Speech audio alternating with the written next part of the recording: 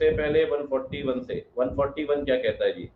141 कहता है जो ऑडिटर कौन बन पाएगा? तो ऑडिटर बन पाएगा एक सीए जिसके पास सर्टिफिकेट ऑफ प्रैक्टिस होगी, या तो इंडिविजुअल बनेगा या फर्म बनेगा। फर्म के केस में या एलएलपी या पार्टनरशिप, लेकिन मेजॉरिटी ऑफ द पार्टनर क्या होने चाहिए? Qualified and they must be practising in India. लेकिन एक बात ध्यान रखना, आपकी majority of the partner qualified होगी, लेकिन साइन करेगा सिर्फ वही पर्सन जो सीए प्लस सीओपी होगा। ये क्वालिफिकेशन वाला पॉइंट है। As far as disqualification is concern, disqualification में आपने करीब करीब 10 से 11 पॉइंट पढ़े हैं। पहला पॉइंट है कि body corporate except Indian LLP disqualified है। दूसरा पॉइंट है कि ऑफिसर एम्प्लॉय डिस्क्वालिफाइड है। तीसरा एम्प्लॉय ऑफिसर एम्प्लॉय का पार्टनर एम्प्लॉय डिस्क्वालिफाइड है। फोर्थ पॉइंट, अगर आपका रिलेटिव केएमपी या डायरेक्टर है तो आप डिस्क्वालिफाइड है। पांचवी बात, अगर आपने आपके रिलेटिव या पार्टनर ने शेयर सिक्योरिटी या इंटरेस्ट होल्ड किया कैश में से किसी भी कंपनी में तो आप डिस्क्वालिफाइड होंगे। हालांकि रिलेटिव 1 लाख तक के शेयर होल्ड कर सकता है फेस वैल्यू की कंपनी में, उसमें कोई दिक्कत नहीं है। अगर रिलेटिव आपके अपॉइंटमेंट के बाद भी शेयर होल्ड कर लेगा तो उस केस में 60 दिन का आपको अपॉर्चुनिटी मिलेगी। 60 दिन में रिलेटिव को बनाइए, शेयर सरेंडर कराइए, बात बन जाएगी। अदरवाइज आप डिस्क्वालिफाइड हो जाएंगे 61st डे। जहां तक लोन की बात है, लोन के बारे में बोला गया है, अगर PPR person partner relative loan लेता है 5 लाख से ऊपर का कैश में से किसी भी कंपनी से तो आप डिस्क्वालिफाइड है। साथ में कहता है कि अगर आपने गारंटी दी है किसी और के लोन के लिए 1 लाख से ऊपर की कैश को तो आप डिस्क्वालिफाइड है, उस कंपनी का ऑडिट आप नहीं कर सकते। साथ में बोला गया है कि सर अगर आप बिजनेस रिलेशनशिप रखते हैं कंपनी के साथ डायरेक्टली या इनडायरेक्टली तो आप डिस्क्वालिफाइड होंगे। ध्यान रखना, बिजनेस रिलेशनशिप का मतलब होगा कि आपका कमर्शियल ट्रांजैक्शन होगा। कमर्शियल ट्रांजैक्शन में 2 ट्रांजैक्शन इंक्लूड नहीं होंगे। पहला ट्रांजैक्शन होगा आपका जिसमें आपने परमिटेड प्रोफेशनल सर्विस दी होगी। दूसरा ट्रांजैक्शन होगा ओसीबी एट एएलपी, मतलब ordinary course of business at arm length price, से आप कमर्शियल ट्रांजैक्शन नहीं मानेंगे। साथ में आपने पढ़ा है कि सर एक सीए मैक्सिमम 20 ऑडिट कर सकता है, अगर 20 से एक्सीड कर रहा होगा तो वो डिस्क्वालिफाइड होगा। साथ में अगर आप फुल टाइम एम्प्लॉय कहीं पर भी काम कर रहे हैं तो आप डिस्क्वालिफाइड है, आप इंडिया में किसी भी कंपनी का ऑडिट नहीं कर सकते। साथ में आपने पढ़ा है अगर कोर्ट ने किसी को कन्विक्टेड डिक्लेयर किया है 10 साल तक का बैन है, 10 साल तक आप डिस्क्वालिफाइड है। और आखिरी पॉइंट आपने पढ़ा होगा उस केस में कि अगर आप प्रोहिबिटेड सर्विसेज दे रहे हैं 144 के अंदर आप डिस्क्वालिफाइड होंगे उस केस में। ये था सेक्शन 141।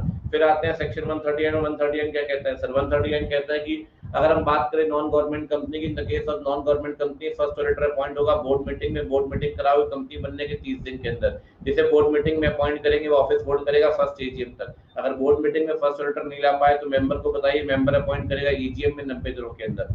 ठीक है ना, ये हो गया फर्स्ट ऑडिटर। सब्सीक्वेंट की बात करें, सब्सीक्वेंट ऑडिटर आएगा फर्स्ट एजीएम में, ऑफिस होल्ड करेगा 5 एजीएम तक, मतलब फर्स्ट में अपॉइंट होगा और 6 में रिटायर हो जाएगा उस केस में। जब आप उसे अपॉइंट करेंगे तो उससे आप सर्टिफिकेट लीजिए, उसके रिटन कंसेंट लीजिए। रिटन कंसेंट सर्टिफिकेट लें, सर्टिफिकेट में आप वो आपको 4 बातें बताएगा, वो एलिजिबल है और डिस्क्वालिफाइड नहीं है। दूसरी बात, जो ऑडिट आपने उसका अपॉइंट किया गया उसके टर्म के अंदर है, जो आपने अपॉइंट किया उसके लिमिट के अंदर है, और प्रोफेशनल मैटर ऑफ मिसकंडक्ट जो पेंडिंग चल रहा है वो आपको बता देगा। एक बात बताएं सर, इसका नाम रिकमेंड कौन करेगा? कमेटी बनानी जरूरी है तो नाम रिकमेंड करेगी कमेटी। अगर कमेटी बनानी जरूरी नहीं तो नाम रिकमेंड करेगा बोर्ड। उस केस में नाम रिकमेंड करती है कमेटी बोर्ड को। बोर्ड अगर रिजेक्ट कर देता है कमेटी के पास मैटर दोबारा चला गया, कमेटी नया नाम रिकमेंड करेगी। अगर बोर्ड को इस बार नाम पसंद आएगा तो मेंबर को रिकमेंड कर देगा। अगर बोर्ड ने इस बार नाम रिजेक्ट कर दिया मतलब दूसरी बार नाम को रिजेक्ट कर दिया तो बोर्ड खुद नाम रिजेक्ट करेगा मेंबर के पास, मेंबर अपॉइंटमेंट करेंगे। साथ में अगर आप बात करें गवर्नमेंट कंपनी के अंदर तो गवर्नमेंट कंपनी में फर्स्ट ऑडिटर सीएनडीजी अपॉइंट करेगी 60 दिन के अंदर कंपनी बनने के। सीएनडीजी नहीं कर पाए तो अगले 30 दिन में बोर्ड, अगर बोर्ड भी नहीं कर पाए तो फिर अगले 60 दिन में मेंबर अपॉइंट करेंगे। 60-30-60 सीएनडीजी बोर्ड और मेंबर।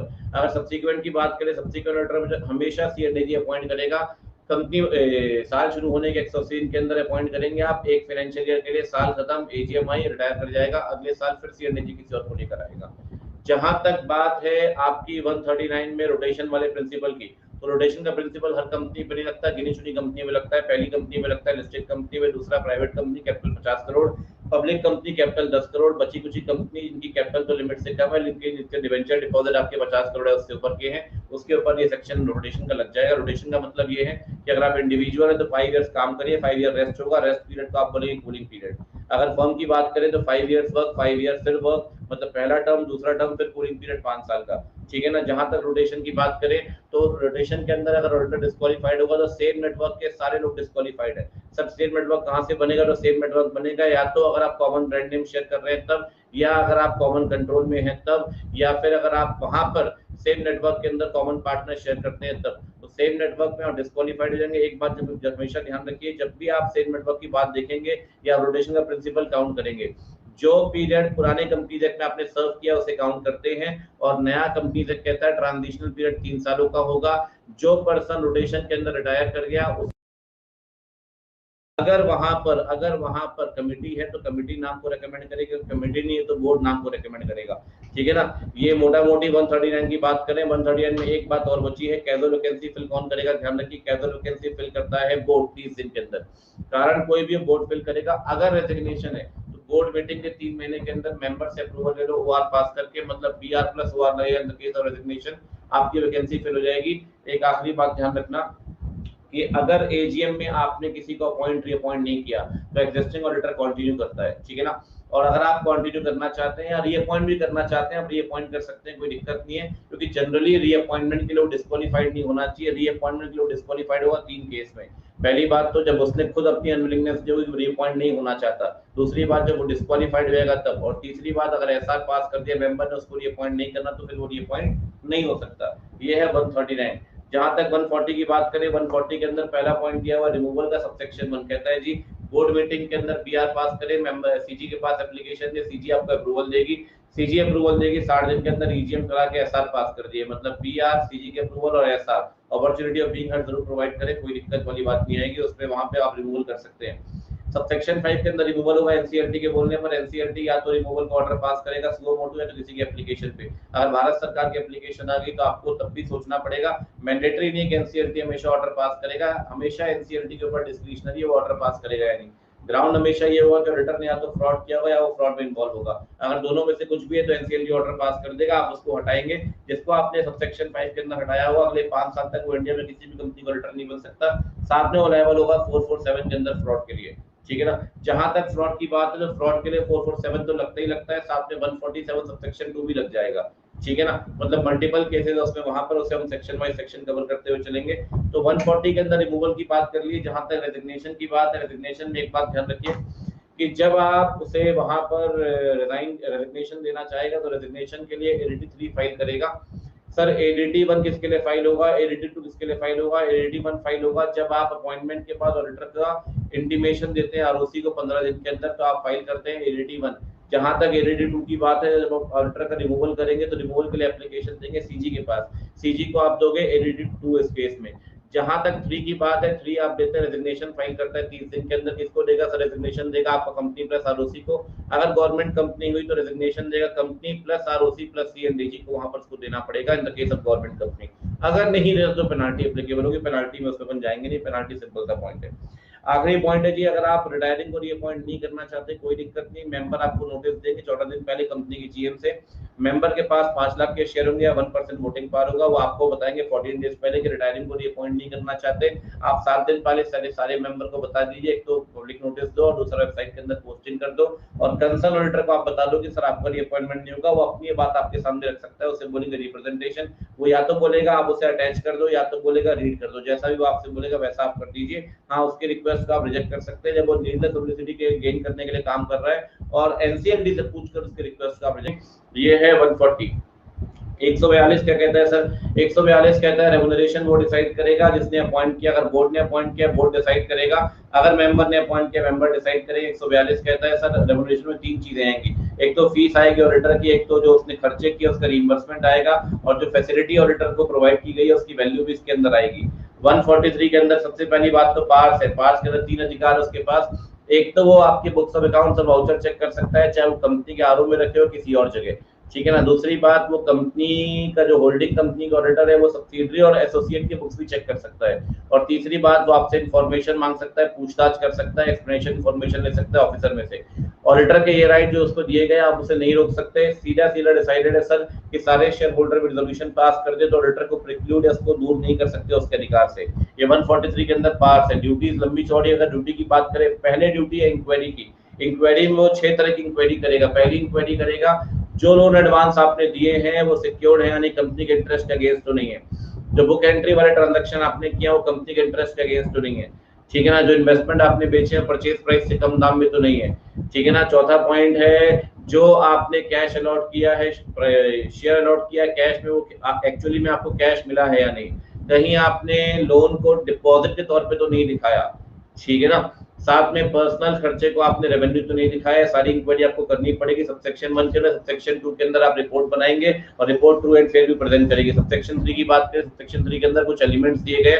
एलिमेंट्स की बात करिए ABCDEF, उसके अंदर हमने पढ़ा था कि भाई एलिमेंट्स के अंदर आप बताओगे रिपोर्ट के अंदर कि क्या कंप्लायंस ऑफ एएस किया गया है, क्या प्रॉपर बुक्स ऑफ अकाउंट्स बनाई गई है, क्या ब्रांच ऑडिटर ने आपको रिपोर्ट भेजी है, क्या internal financial control consistent adequate है या नहीं, क्या डायरेक्टर डिस्क्वालीफाइड है या नहीं, क्या एक्सप्लेनेशन इन्फॉर्मेशन आपको मिली है या नहीं, और फाइनेंशियल ट्रांजैक्शन जैसे कंपनी की फंक्शनिंग पे एडवर्स इफेक्ट है वो आप बताएंगे। साथ में financial statement are in agreement with the balance sheet, जो आपके बेसिक बुक्स ऑफ अकाउंट्स उसके हिसाब से है या नहीं आपके बैलेंस शीट पी&एल। ये हो गया आपका सबसेक्शन 3। अगर 143 में आगे बात करें तो 143 कहता है सबसेक्शन 4 के अंदर कि अगर आपने नेगेटिव आंसर दिया है तो उस केस में आपको रीजन साथ में देने पड़ेंगे आपने नेगेटिव आंसर क्यों दिया है। अगर आगे बात करें आप 143 के अंदर 5, 6, 7 लगते हैं गवर्नमेंट कंपनी पे, गवर्नमेंट कंपनी की बात की गई है सर कि सीएनडीजी अपॉइंट करेगा, आपको डायरेक्शन देगा आपको ऑडिट कैसे करनी है, ऑडिटर ऑडिट करेगा एज पर डायरेक्शन ऑफ सीएनडीजी। सीएनडीजी के हिसाब से वो ऑडिट करेगा, सीएनडीजी को रिपोर्ट दे देगा। सीएनडीजी 60 दिन के अंदर 3 एक्शन ले सकता है, या तो अपने कमेंट दे देगा, या सप्लीमेंट्री रिपोर्ट देगा, या सप्लीमेंट्री ऑडिट को ऑर्डर करेगा। जैसा भी उसको ठीक लगता है वो करेगा, जो भी करना है 60 दिन के अंदर करेगा। जो भी सीएनडीजी वाले कमेंट्स होंगे, सप्लीमेंट्री रिपोर्ट होगी, उससे आप मेन रिपोर्ट के साथ अटैच करेंगे। जब आप मेन रिपोर्ट को सर्कुलेट करेंगे, मेन रिपोर्ट को एजीएम में प्रेजेंट करेंगे, सीएनडीजी वाले सारे कमेंट वहां जाने चाहिए। ये हो गया सबसेक्शन 7 तक। जहां तक बात है सबसेक्शन 8 की, सबसेक्शन 8 कहता है सर वहां पर ब्रांच ऑडिटर कौन बनेगा। अगर ब्रांच इंडिया में है तो बनेगा कंपनी का ऑडिटर या इंडिया का क्वालिफाइड पर्सन, अगर ब्रांच इंडिया से बाहर है तो बनेगा कंपनी का ऑडिटर या उस कंट्री का क्वालिफाइड पर्सन। ब्रांच ऑडिटर की एक जिम्मेदारी है कि ब्रांच ऑडिटर अपनी रिपोर्ट बना के मेन ऑडिटर कंपनी के ऑडिटर को देगा, ठीक है ना। फिर बात करते हैं सबसेक्शन 9 और 10 की। जी सर ऐसे कैसे बनेंगे, तो बच्चे ऐसे बनेंगे, एनएफआरए अपने रिकमेंडेशन देगा, आईसीए अपने रिकमेंडेशन देगा, सीजी ऐसे बनाएगी और सीजी ऐसे बनाएगी, लेकिन पहले एक बार कंसल्ट करेगी किससे, एनएफआरए से। ये है सबसेक्शन 9। सबसेक्शन 10 कहता है जब तक कि नए ऐसे नहीं बन जाते, नए एनएफआरए के हिसाब से, पुराने ऐसे जो बनाए गए थे आईसीए के हिसाब से वो लागू रहेंगे। सबसेक्शन अगर आप बात करें आगे 12 और 13 की, तो सबसेक्शन का नोटिफाइड है नहीं। सबसेक्शन 12 की बात करें, सबसेक्शन 12 बात करता है फ्रॉड को लेकर। कहता है सर फ्रॉड की रिपोर्टिंग करनी पड़ेगी, जो फ्रॉड किया गया कंपनी अगेंस्ट, क्या तो किया ऑफिसर ने या फिर किया एम्प्लॉय ने या दोनों ने साथ मिलकर। अगर आपको फ्रॉड का पता लगता है अगले 2 दिन में आप बताइए, अगर कमेटी को बनाना जरूरी है तो कमेटी को बताइए, अदरवाइज बोर्ड को बताइए। साथ में वो आपको रिप्लाई करेंगे 45 दिन के अंदर। अगर फ्रॉड 1 करोड़ या उससे ऊपर का है तो भारत सरकार को बताओगे। जिस दिन फ्रॉड के बारे में पता चला है उसके 60 दिन के अंदर, आप कह सकते हैं अगले 15 दिन में आप बताइए सेंट्रल गवर्नमेंट को। सेंट्रल गवर्नमेंट को आप बताओगे एडीटी 4 के अंदर अपने लेटर हेड में अपना नाम, पता, कॉन्टेक्ट नंबर ये सब मेंशन कर देना, मेंबरशिप नंबर वगैरह, ठीक है ना। अगर फ्रॉड 1 करोड़ से कम का है भारत सरकार को बताने की जरूरत नहीं है, लेकिन बोर्ड की जिम्मेदारी है कि बोर्ड बताएगा बोर्ड रिपोर्ट के अंदर। बोर्ड रिपोर्ट के अंदर वो क्या बताएगा, बोर्ड रिपोर्ट के अंदर बताएगा नेचर ऑफ फ्रॉड, किसने फ्रॉड किया है, क्या रेमेडियल एक्शन लिया, कितना अमाउंट इन्वॉल्व है, ये सारी बातें आप बताएंगे। सबसेक्शन 13 कहता है फ्रॉड की रिपोर्टिंग से आपकी कोई ड्यूटी अफेक्ट नहीं होगी, ड्यूटी ऑफ कॉन्फिडेंशियलिटी अफेक्ट नहीं होने वाली। फिर आगे बात करें सबसेक्शन 14 और 15 की, तो पेनाल्टी के पॉइंट दिए गए हैं सर। 1 से 25 लाख की पेनाल्टी अगर आप 143 नहीं मानते, और जिस हद तक ये कॉस्ट ऑडिट या सेक्रेटरी ऑडिटर पे लग सकता है ये सेक्शन लगेगा। आगे बात करें 144 की, 144 कहता है सर प्रोहिबिटेड सर्विस आप नहीं दे सकते।